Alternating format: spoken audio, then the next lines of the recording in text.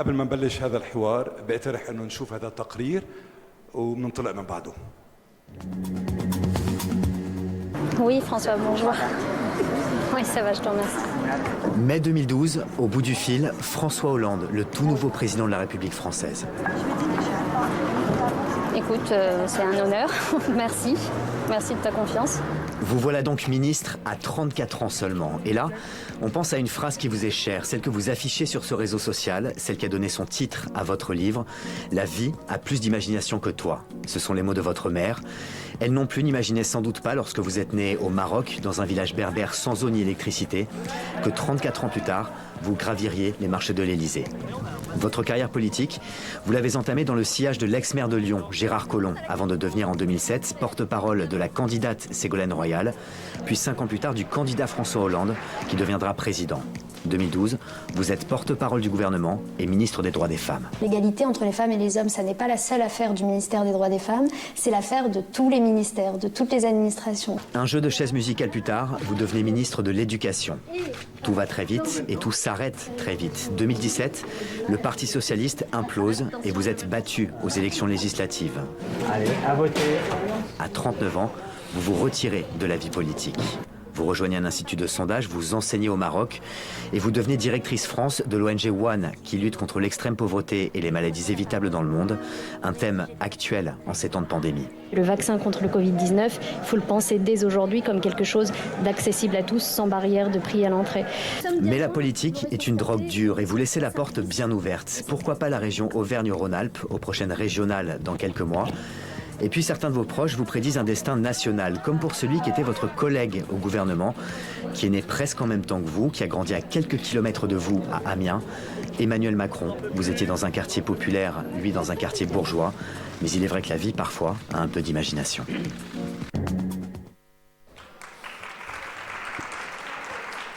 أنا أكيد إنه ما قدرتوا فهمتوا شو في بهذا التقرير، لكن الصورة بتحكي عن حالها. الصور عم تروي قصة مواطنة فرنسية من أصول عربية دخلت عالم السياسة وأصبحت وزيرة بعمر 34 سنة، وكانت وزيرة حقوق الإنسان. شغلة منا بسيطة بزمن بعتقد إنه مشكلة الهجرة هي أكبر مشكلة عم نعاني منها اليوم.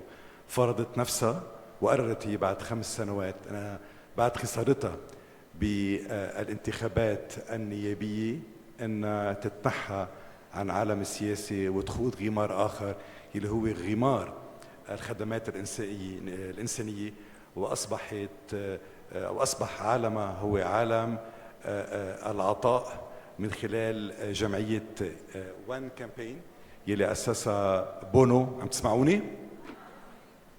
وطبعا رح يكون الحديث مع اليوم حديث عن التحولات بحياة وبمسيرة مطلق أي امرأة، وخصوصا امرأة مثلها، من أين هي متحضرة وأين وصلت اليوم، وكيف انتقلت من الخاص للعام، وكيف طبعا حب العطاء، حب الآخر أصبح هو مغزى حياتها وهدفها الأول والأخير.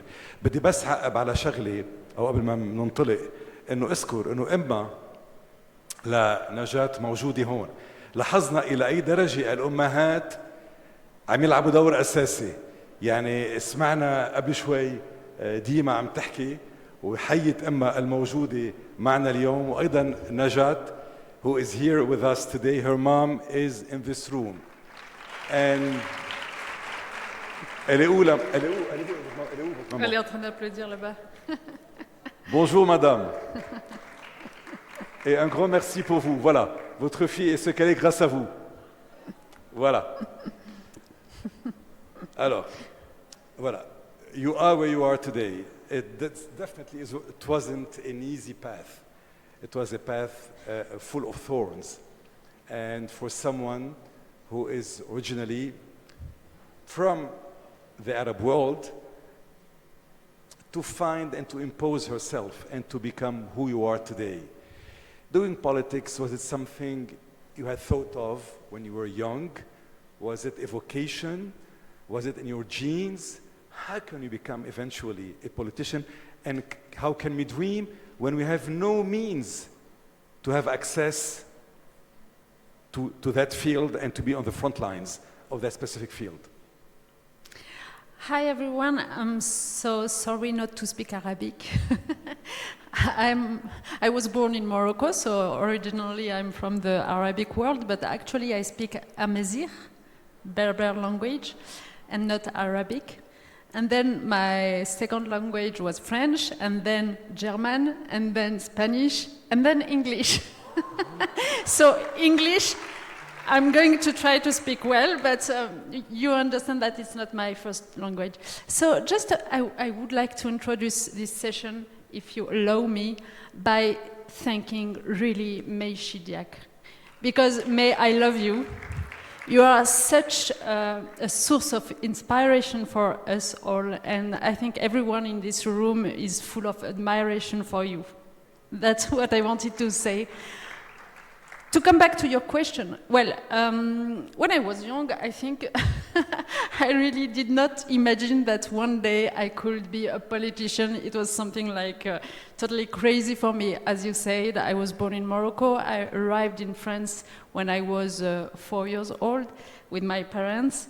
And I was graduated in law at school. And the only thing that I was dreaming of was being a writer in a house, you know, on the ocean, something like that, because I really loved to read and to write.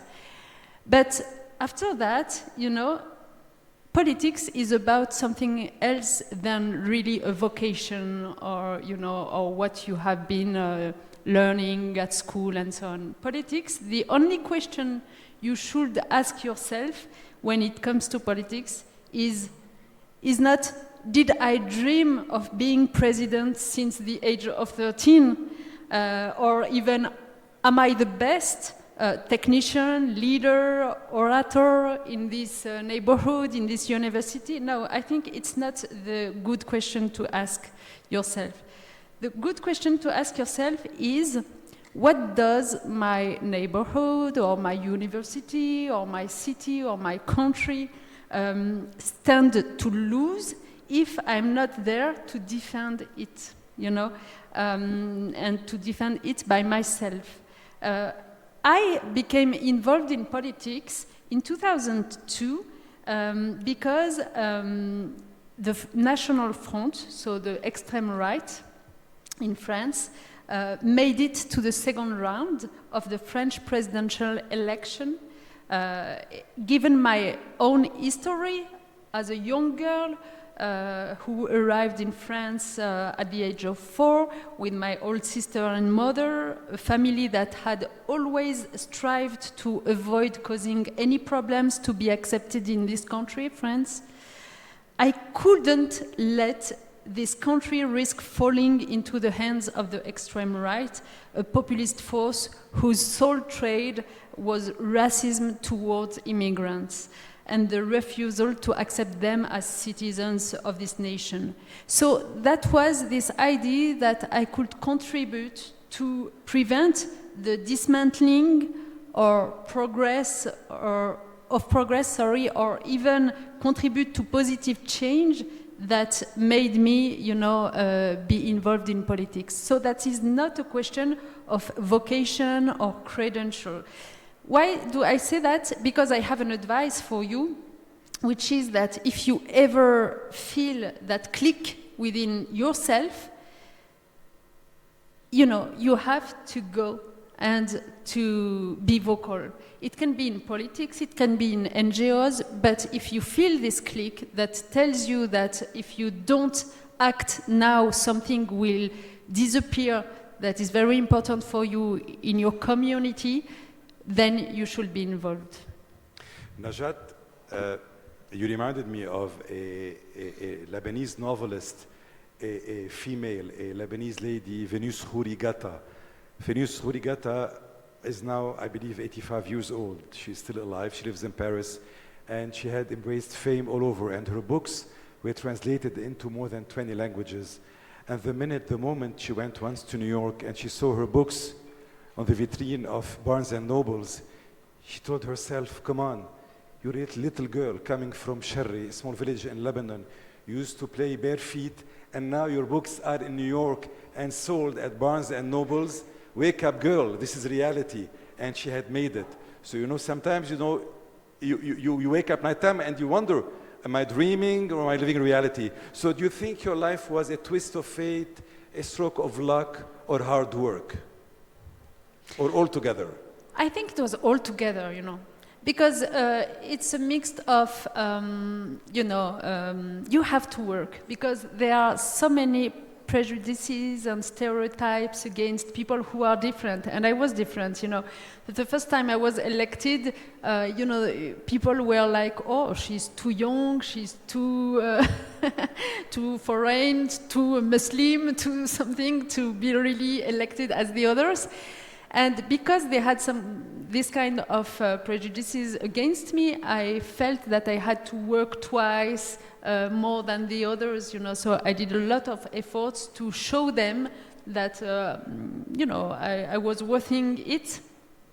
So it's a part of work, but it's also a part of chance because,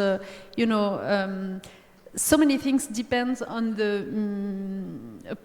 meetings that you have, les rencontres que vous faites. Encounters that you do. The fact that on your way you will find, someone who is going to inspire you, to help you, to give you some advices. That's why, today, as an adult, because I am an adult now, I spend a lot of hours in my life, sharing experiences with students and so on, because it's very important to understand the codes of all of this world of politics and to help them, better design how they could find their place and play most their role. Importantly, help them to dream. This is what life is about, to dream.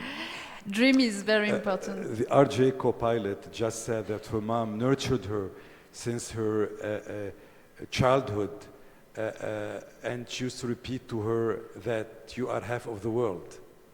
This is what she just said. Was your mom doing the same? Was she, when feeding you with values while encouraging you to become the woman you are today, did she ever tell you, you are half of the world and you will become one day someone important, my little girl? Or it has never happened? I think what my mom told me a lot when I was younger, and which was very important for me, two things. The first thing is that she showed me how important it was for a woman to be independent, not to depend on someone else, financially talking and so on and so on. She would have loved to study, and she didn't, because in Morocco at this time, you were married very young, and then you did not have the opportunity to study. So for her, it was very important that her children just succeed at school. And the second thing is that she was constantly telling me, life has more imagination than you do. And that's why, as you saw on the screen, I wrote a book a few years ago, and the title of the book is Life Has More Imagination Than You Can Have. Because it's so true, but you need someone to tell you that.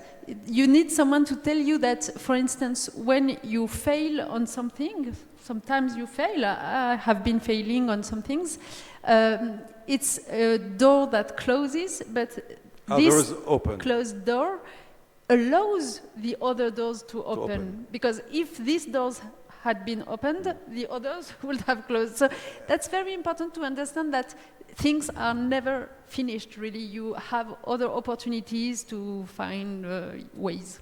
While writing your autobiography and the title you've given to your book, the word imagination, does it pertain to the dreams you had, to the mirage that never occurred, to what lies ahead? To what is imagination for you? Is it something that is concrete? Is it something you can really accomplish? Is it something tangible? Or is it something flew in the air? I think imagination is about creativity, which means that I feel that we are, all of us are not artists, but we can all live our life as if we were artists, in a sense that, you know, we are here to create something, you know, and we should use every path, even every failure, to create something exactly the same way that artists do. You know, I guess that the artists that you prefer are artists that have failed, and then because they have failed, you know, there is light inside them because they have learned things from these bad experiences, and there is such an intensity of immersion and so on and so on. So I would say it's not failure; it is fall. You yeah, know, fall. We encounter falls. Exactly. Failure, you know, is a big failure. The Okay, life failure. falls, Yeah. falls. Okay. Yeah, we all have falls, But of course. We learn from them. exactly. And inside the falls, the light is passing. You understand what I mean? Okay. So I will say that as the artist, our life is made to be reinvented every day. So having imagination means that whatever happens in your life, you should have some drivers that make you imagine something else, start again something else, and so on. And that requires self-confidence.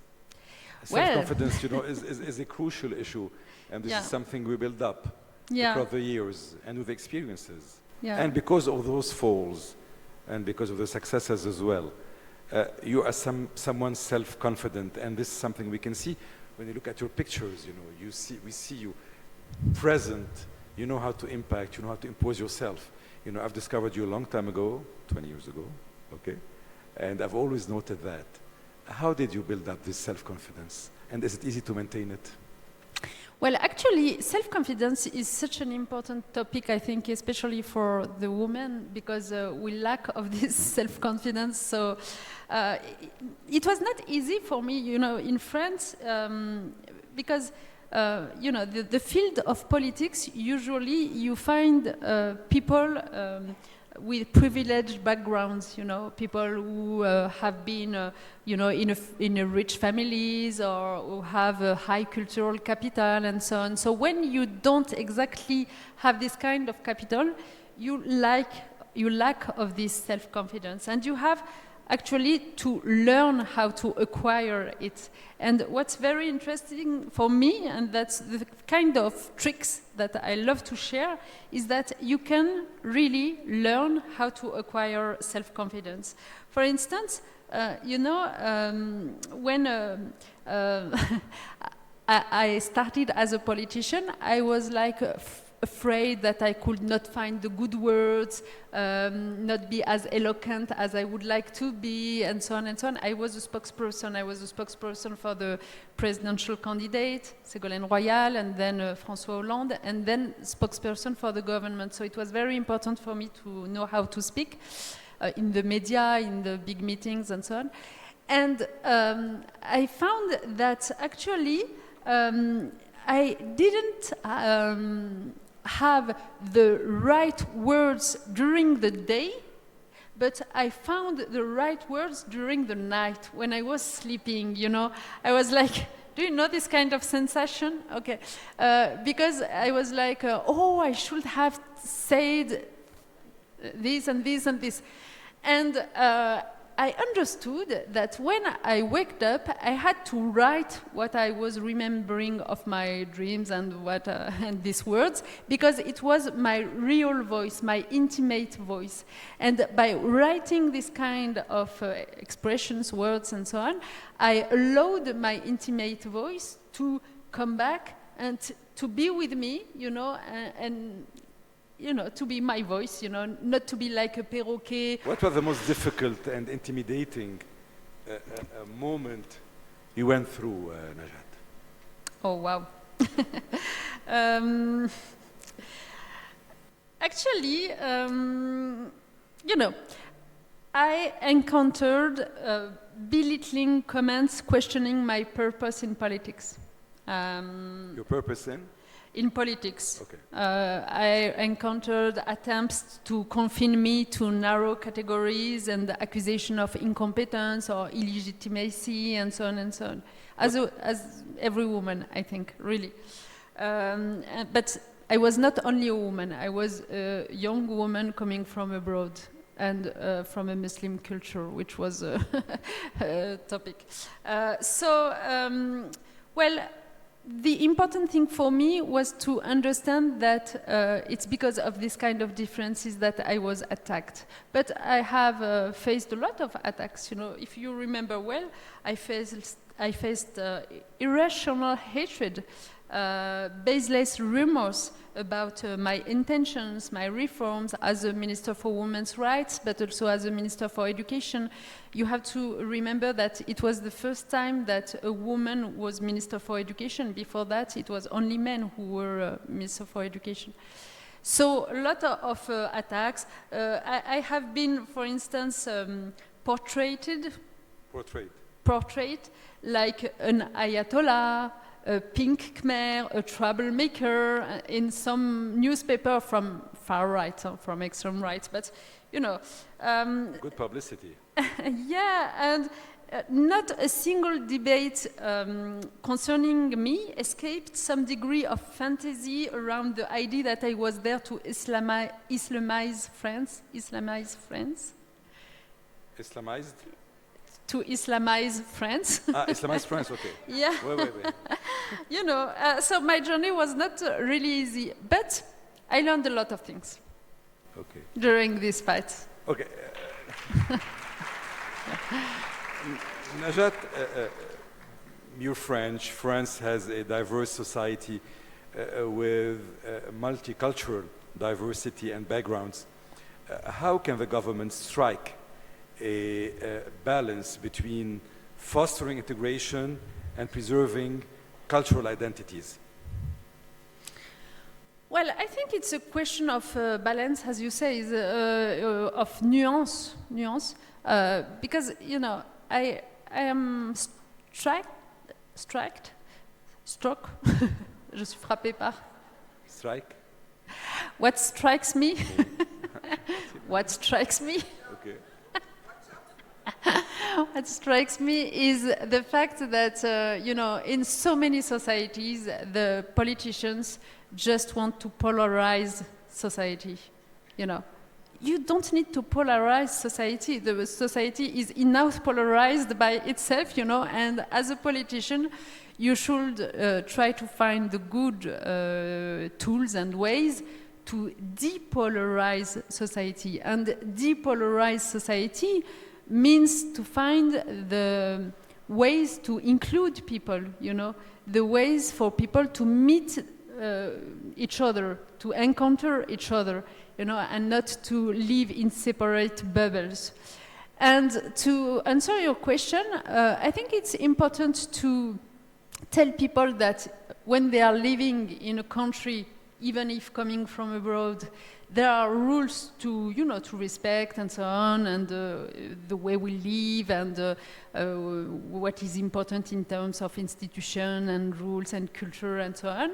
But at the same time, keeping, for instance, your original language, having the capacity for your children to learn it, knowing, you know, what is your original country and so on. It is so important for people to feel well. It's only a question of feeling well, you know, knowing, as one of our artists said it in France, Jamel Debbouze, you know, he said, I'm originally from Algeria and I grew up in France. For me, Algeria is my mother and France is my father.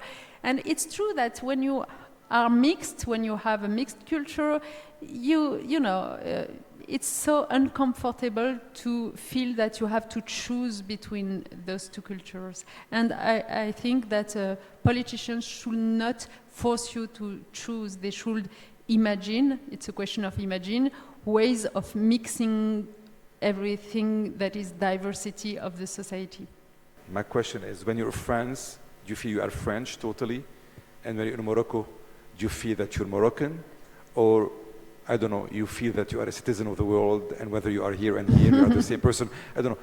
I feel I'm Jordan in Amman. No. A world citizen. No, I think, yeah, people recognize me in the streets. Actually, no, people do not bully me. I just want to, to precise something.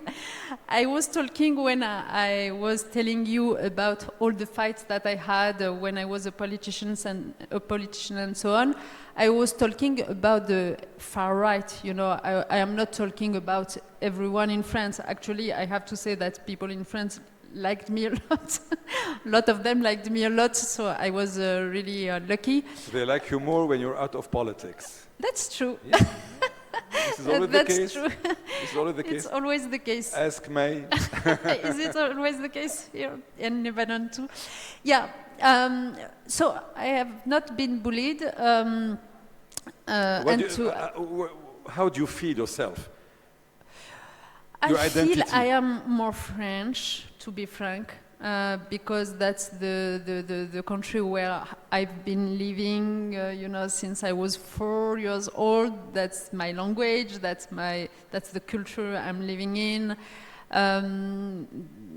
That's the country where my own children are born, and so on and so on. But I have like affection. Kind of affection for Morocco because it's the country of my ancestors, you know, the country of my family. When I see that, you know, the law is changing, for instance, there is the family law, the Mudawana, you know, about women's rights and so on. When it is positively evolving, I'm so proud, I'm so happy, and when there are troubles, I am, you know, worried, and so on and so on. So, I'm both. Labas aleki. Labas alek. Great. So, I believe now I'm going to open the floor, to give the floor to the audience. If they have any question to raise or to ask, please. We need microphones.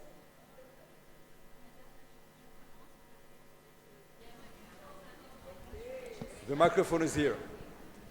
Pas de français? Pas de français, okay. In English. Welcome to Jordan.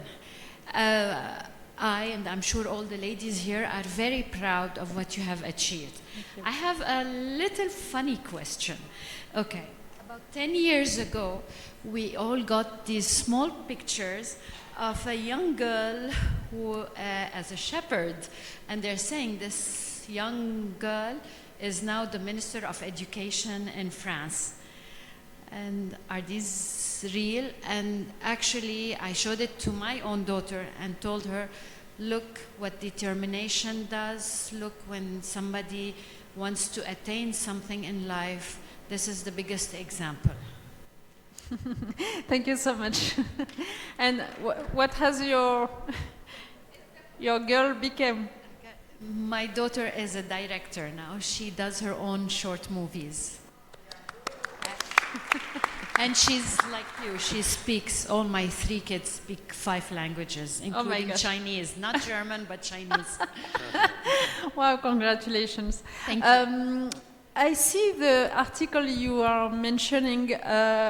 This article, you know, I don't know who wrote originally this article. It's an incredible story because it has been traveling all around the world in every country. Like once, a few years ago, I met with someone from Mongolia, you know, Mongolia, yes. And he had seen this kind of paper. I have met someone from Kazakhstan, and he had seen this article. So I was like, wow, how is it possible? But to answer your question, what the article says is true. The picture of the young girl is not a real one because when I was 4 years old, actually, I had no picture of me, you know, who is picturing you in the countryside in Morocco, you know. So, well, that doesn't matter. The story is real. Thank you so much. Thank you so much. And again, we are all proud of you. Thank you. Thank you. Thank you. Any other question? I love this here, this mix of guests of nationalities, from Libya to Morocco. I love that. Beautiful choice, great choice, ladies. Exactly. You know, this is now the power of Amman. It attracts people from all over. Where is Maha? I'm not seeing Maha. And the mom of Maha, Madam Sha'ir, marhaba. No question?